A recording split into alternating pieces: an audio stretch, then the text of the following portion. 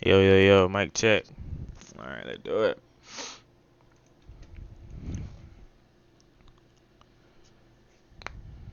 These guys don't care child, woman, baby, male. They don't care who. These guys don't have no remorse and no respect for nobody. They just shoot. Yes, it's pretty hectic in this area. These kids don't got no structure. They don't got no remorse for nothing they do. Hey, now look, E, public announcement. You better move off the fourth floor. Cause I'll be there every day. Every day. You better go to your mama house. Y'all backdoor the wrong. Welcome back to another episode of Swamp Stories. For this one, well, we cover a topic that you're probably tired of hearing about. Like, damn, O-Block again?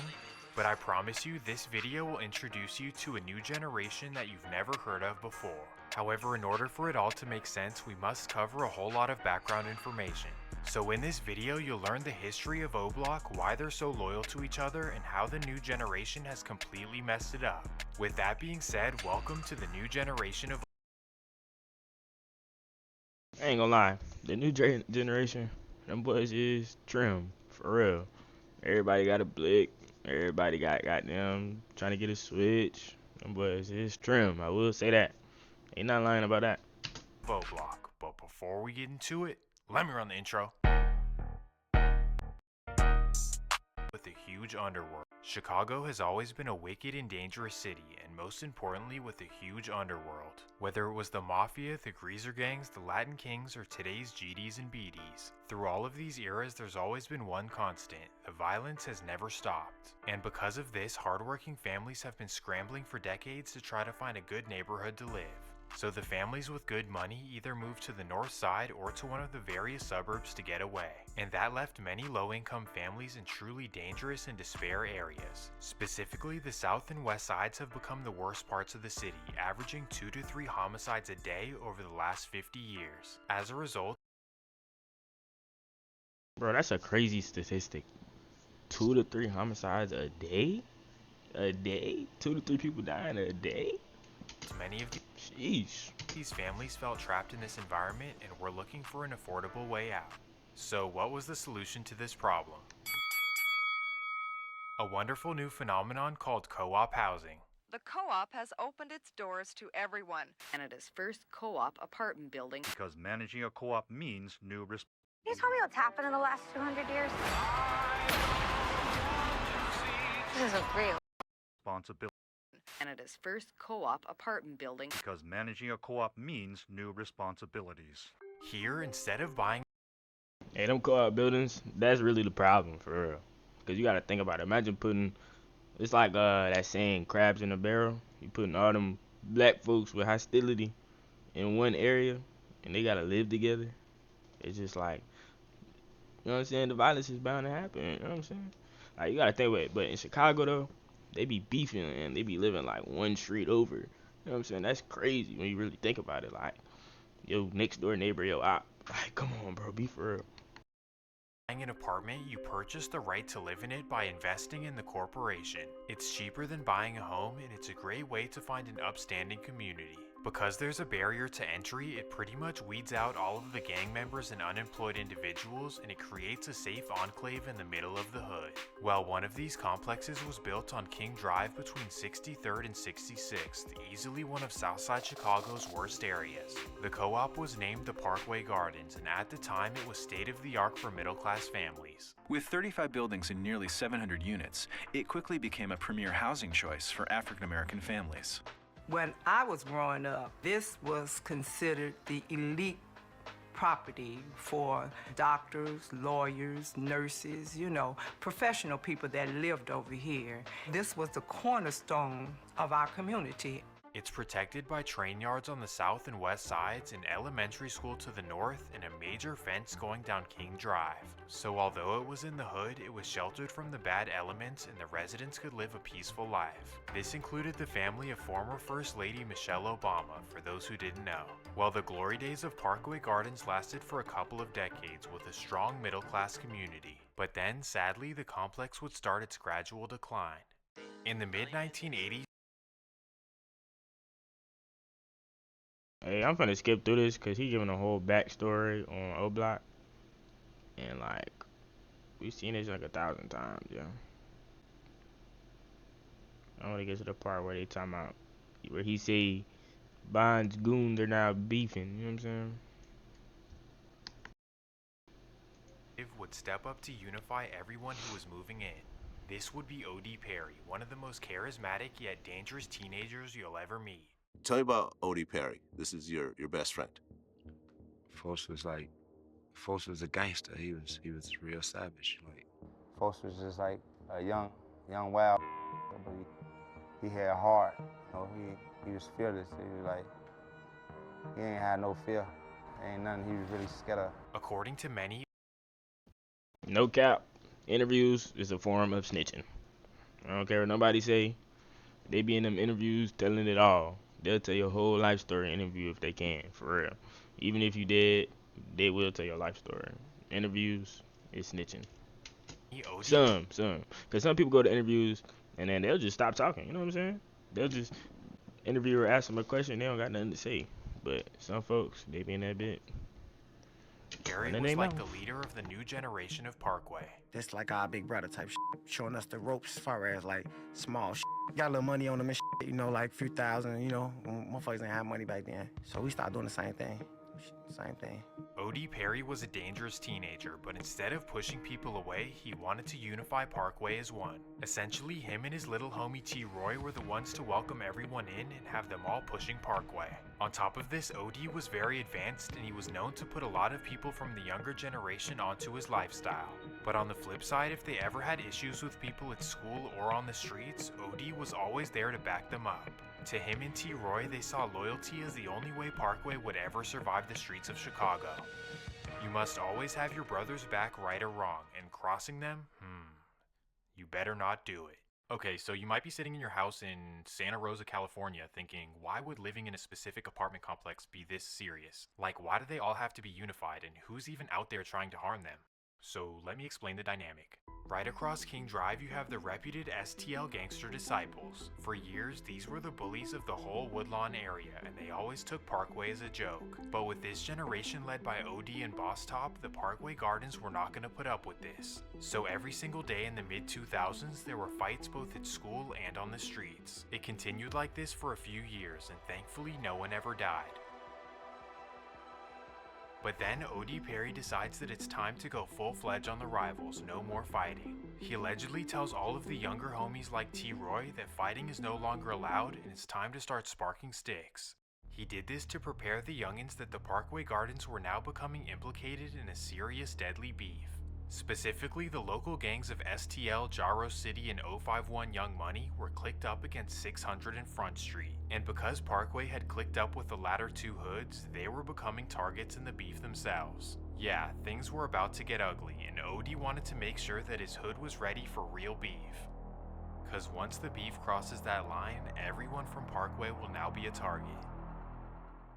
Well, because of OD, the beef would definitely cross that line. On January 12, 2011, Parkway claimed the life of 15-year-old Shondale Tuka Gregory at a bus stop on 63rd. From all accounts, Tuka was... I ain't gonna lie, this whole story has been heard 1,000 times, bro. Just, like, the whole story with Tuka, I done seen that done like 1,000 times, bro. Tuka wasn't in the gang? No. The loss of Tuka devastated the 63rd community, and especially his best friend, FBG Duck. And me and him clicked, like, that was one of my real close friends. Like, every day, like, spend the night at his house, he spend the night at mine. Duck was at home when he heard the shots, and he went out running to see what happened, and that's when he saw his friend's last breath. You feel me? Then I ran all the way from 62nd and Wabash all the way to 63rd to St. Lawrence. Saved them right there on the floor. After grieving this terrible loss, they now needed to know who did this. STL quickly found out that O.D. Perry was the one responsible. Knew exactly who killed Took right away because it was so many people out there. Walked up and only killed Took, only shot Took. He was at a bus stop. Yeah, he was at the bus stop. They on a bus stop 6 deep. He killed Took. Chipotle's Chicken Al Pastor is back, and it's fire on every level. Fresh chicken, hot off the grill.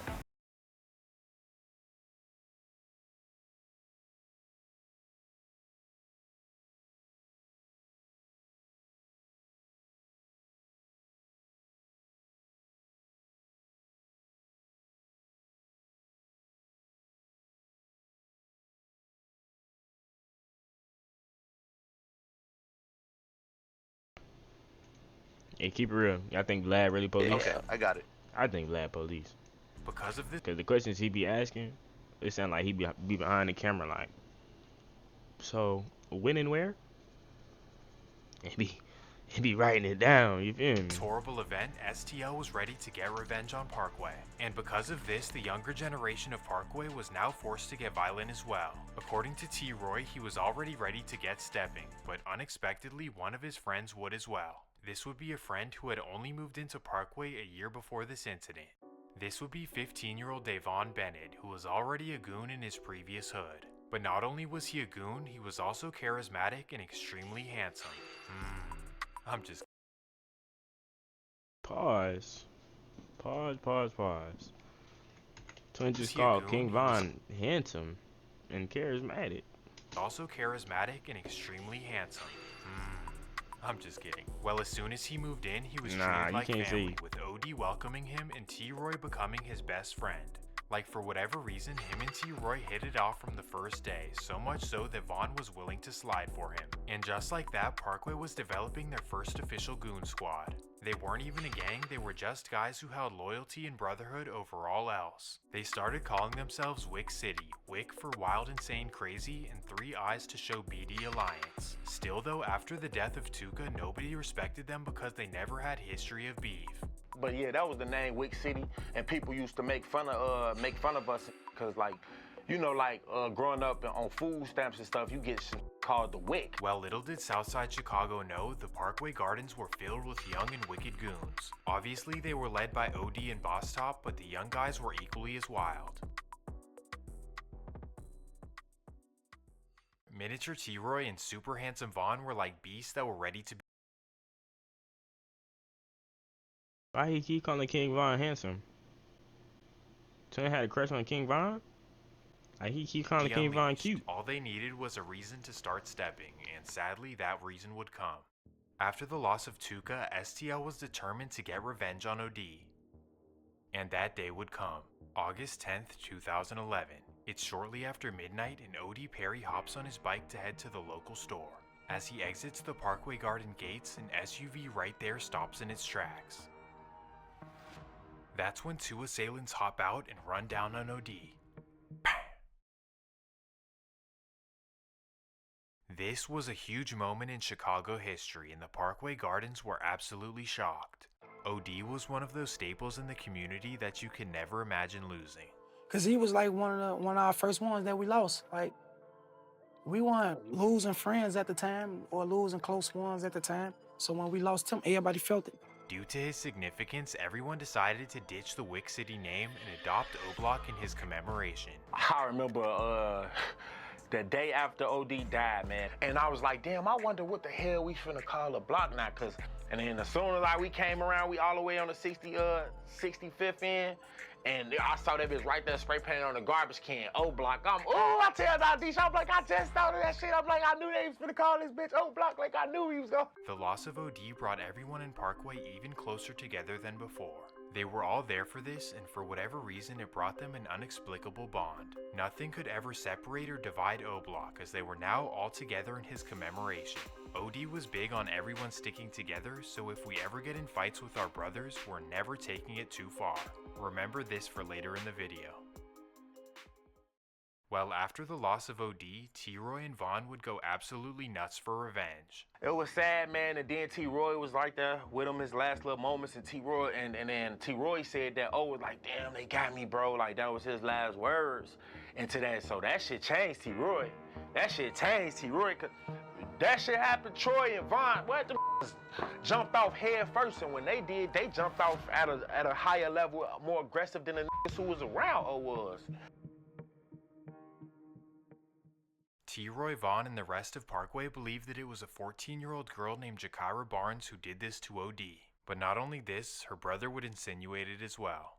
She killed someone at 14 as revenge over Tuca. Man, OD got his shit splat. OD Perry got killed at one point. But even like, that's not snitching? I mean, I know they both, you know what I'm saying? But damn. Damn. At 14 years old, bro, you gotta think how crazy that is. You 14. And you a girl, you just going around killing folks. Even after claiming the life of OD, the STL side was... What is this?